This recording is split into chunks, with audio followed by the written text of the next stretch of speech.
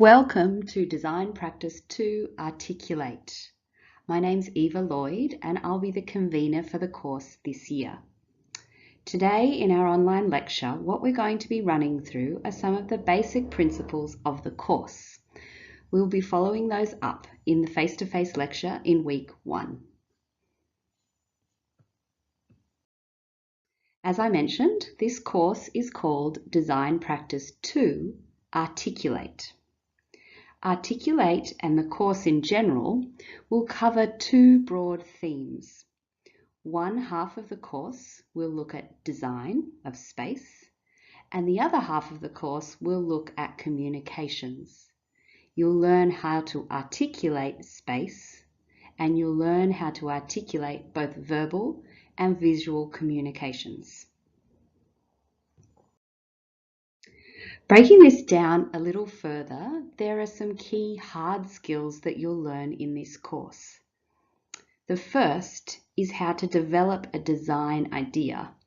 This is something that you touched on in semester 1 with Eva Durakovic, and it's something that we'll look at a little bit more in detail in this semester.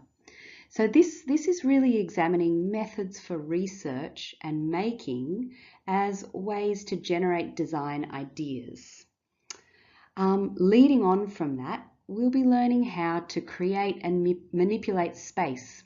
Again, this is something that you were introduced to in semester 1 with Eva, and it's something that we'll take a look at in a little more detail and with a little more sophistication in this semester.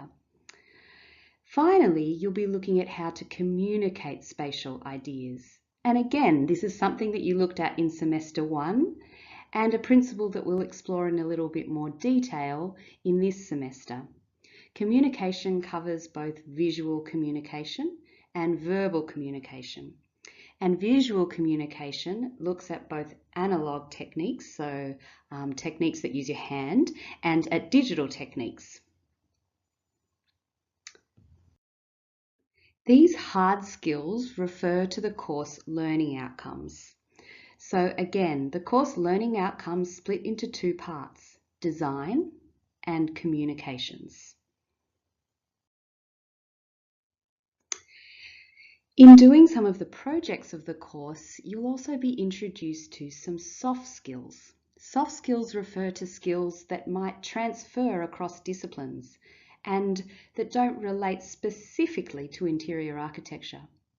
Some of these soft skills will be learning to think critically, and this relates to research and investigation, to innovate, so to create new ideas, to have social impact, to work in a group, as well as the ability to work independently.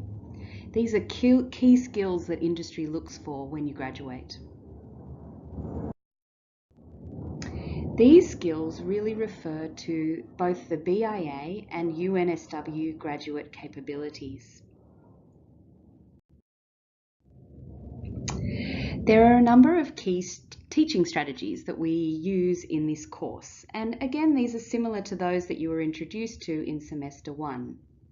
In this course, what we'll be using for teaching and learning are lectures.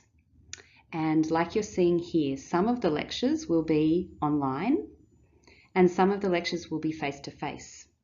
Face-to-face lectures will focus on course themes. Online lectures will focus on briefing for assessments and on weekly feedback on student work. Studio is the core part of this course.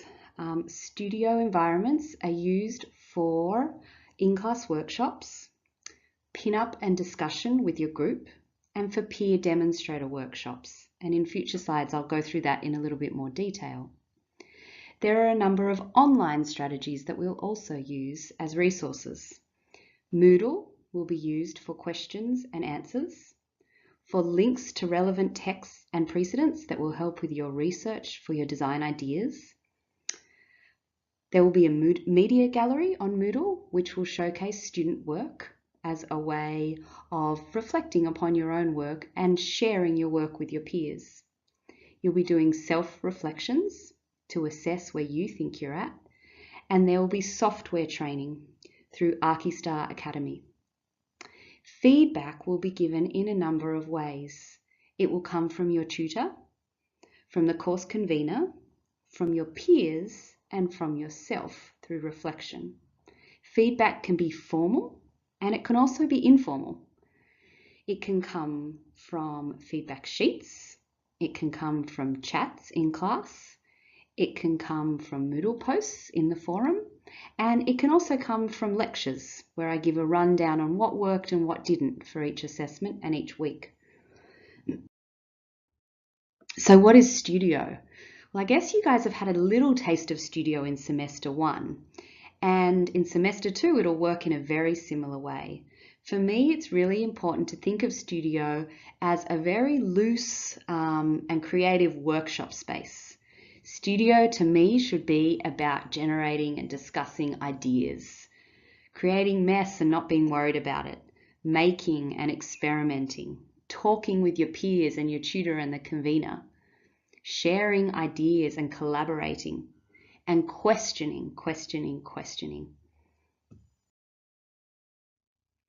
The typical way that Studio classes will run is like this. From 1 until 1:30, we bring in our work, we all lay it out in our tutorial groups and we discuss it. From 1:30 to 5 o'clock, we'll have 2 workshops. One will be an in-class workshop where myself, the course convener, will give you a task to work on and to complete. And the second part will be a demonstrator workshop where you'll be guided through the software required within the course. From 5 to 5:30, we'll pin up work generated in class and have another group discussion. From 5:30 till 6, we'll wrap up and reflect on the work that we've done. Because this is a 12-unit of credit course, there's a certain amount of work required. And this includes both face-to-face work, so when you're in class, and also out-of-class work. Lectures take up 2 hours per week from 11 until 1 in Colombo Theatre B. Studio classes take up 5 hours per week in the Square House Studios 103, 104 from 1 until 6 p.m. Every week outside of class, you're expected to do 17 hours of work. And I'll be breaking down the tasks to give you an idea of how many hours you should be spending per task. I'm always open to feedback on how this is going. The built environment policy for attendance is that you need to have attended 80% of all classes to be able to submit your final assessment. In this course, that means that you can miss a maximum of 4 classes. And this means 2 lectures and 2 studio classes. So, students always ask, what do I need to do to be successful in this class? There are lots of things for that, and I'm sure you will have gathered some of those from semester 1. The basics are, you need to come to class. You need to bring the equipment that you're asked to bring on Moodle. You need to read the course outline and all of the course documents and stay up to date from week to week. You need to do the work that you're required to do at home on Moodle. You need to participate and complete the in-class exercises in class. You need to research a lot and make a lot and be free and expansive with this. You need to get out into the world and look what's going on and draw inspiration from this. You need to ask us questions and participate in discussion. We'd love to hear what you have to say. We'd like it if you challenge us. We really encourage kind of active participation and critical discussion in class. We ask you to read the assessment criteria and really target your projects towards that assessment criteria. And we ask you to figure out what works for you. What do you do well? Finally, we ask you to enjoy yourself. This course is designed to be challenging, but also designed to be fun and engaging. And we ask you to accept that sometimes things don't click straight away. For me, it definitely took some years, and even after graduating, to go, oh, so that's what my lecturer was talking about in first year.